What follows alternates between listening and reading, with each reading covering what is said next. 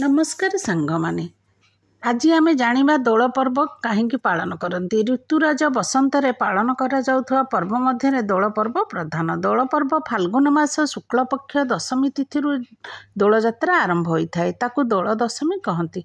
फाल्गुन मासर पूर्णमी को दोल पूर्णमी कहुए। चलित वर्ष दोल पूर्णमी मार्च मास 14 तारिख रे पड़ुची। से दिन संक्रांति मध्य पड़ुची। पुराण वर्णना अनुଯାयी श्रीकृष्ण मेढ नामक एक राक्षस को बध करथिले। वृंदावनवासी श्रीकृष्ण को बहुत खुशी होई दोल विमान रे बसाई नगर परिक्रमा करथिले। सेही दिन ठारू दोल पर्व पालन होई आसुअछि।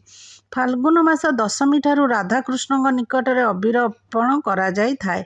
ग्राम मानकरे छोट बड़ विमान करी राधाकृष्ण जुगल मूर्ति को नहीं महा आडंबर रे ग्रामर प्रत्येक द्वार द्वार बुली थांती। प्रत्येक द्वार रे ठाकुर को भोग करी थांती।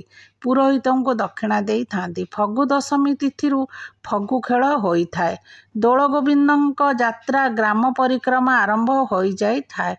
दोल बेदी रे मदन मोहन और लक्ष्मी विजे करी थांती। ओडिशार समस्त ग्राम रे यह गुरुत्व होई थाए। दोल पूर्णिमा दिन साधारणतः ठाकुर मान को एक मंडप ऊपर को निया जाई थाए। एही मंडपर ना दोल मंडप।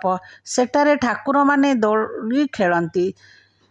सेठारे भोग करा जाए। नाली अबीर ठाकुर को अर्पण करा जाई थाए। फगु दशमी ठारू सुसज्जित विमान रे विजे करी थांती राधाकृष्ण जुगल मूर्ति। यही दशमी ठारू 5 दिन पर्यंत पालन करा जाई थाए। दशमी ठारू प्रत्येक गाँव को जाई घरे घरे बुली थांती। पंचम दिन को पंचुदोल कहा जाए। केतक स्थान रे फाल्गुन मासर पूर्णमी दिन आरंभ होई 5 दिन पर्यंत पंचुदोल भावे यात्रा पालन करी थांती। अन्य केतक स्थान रे चैत्र मासरे 5 दिन 7 दिन 10 दिन रे हेउथिबा उत्सव को पंचदोल 7 दोल 10 दोल कहा जाए। फाल्गुन शुक्ल दशमी को फगु दशमी कहती।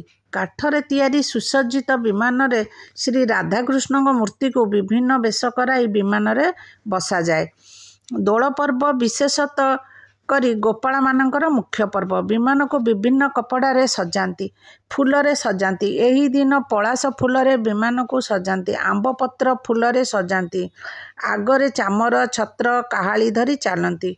सेवक माने शंख घंटा ढोल खोल इत्यादि वाद्य रे ग्राम दांड कंपी उठे।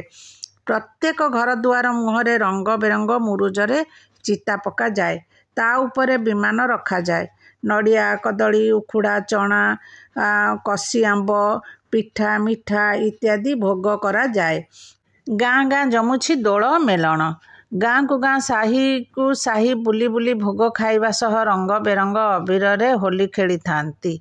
अनेक स्थान रे बाड़ी खेल मध्य होई थाए। दोल पूर्णमी रे राधाकृष्ण को पूजा करती, फगु अर्पण करती। दोल गोविंद रूप रे पूजा पाई थांती। दोल पूर्णमी रे जेउ भोग लागी करा जाई थाए ताकू चाचेरी भोग कहा जाए। ठाकुरंक बेश को मध्य चाचेरी बेश कहा जाई थाए। दोल पूर्णमी रे प्रथम आंब भोग होई थाए। ठाकुरंक प्रथम आंब भोग न कला पर्यंत केही आंब खाई न थांती। राधाकृष्ण को आधार करी दोल पूर्णमी पालन होई थाए। राधाकृष्णकर जुगल मूर्ति को सुसज्जित विमान रे बसाई आडंबर सह नाच गीत ढोल सह प्रत्येक द्वार को निया जाई थाए। ठाकुरों को नाच गीत ढोल बाजा द्वारा मेलन पड़िया को नहीं थांती। मेलन हेउछि दोल यात्रार एक प्रधान अंश। पूर्णमी दिन मेलन पड़िया रे दोल विमान गुड़ी को एकाठी होई थांती। मेलन पड़िया रे ठाकुरों को भोग दे थांती। दोल पूर्णमी व्यतीत पंचदोल 7 दोल 10 दोल प्रभृति रे मध्य यात्रा मेलन होई थाए। बहुत दुकान बजार पड़ी थाए। मेलन पड़िया रे लोक माने एकाठी होई थांती। नाच गीत रे भरपूर लोक उपभोग करती। नाच गीतर व्यवस्था मध्य करि थांती। ग्रामर लोक माने मेलनर भरपूर उपभोग करी जिनिष पत्र किणाकिणी करती। सबु रागरुषा भूली समस्ते अबीर खेलती। दोल पूर्णमी बासी दिन पड़ी थाए होली। समस्ते सेतेरे होली खेली थांती। समस्ते मजा नहीं थांती। रंग बिरंग अबीर रे समस्ते होली खेली थांती।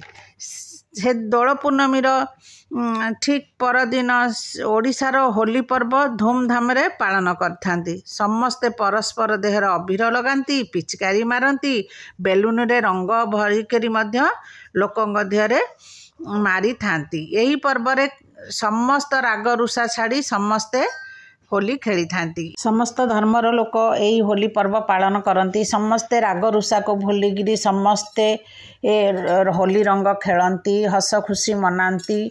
होली पर्व को यहीपरी पालन करती। घरे दोल पर्व किपरि पालन करेंगे? घरे दोल पूर्णमी दिन घर धुआ पोछा लिपा पोछा करदेवे। ठाकुर को भलकरी स्नान कराइबे।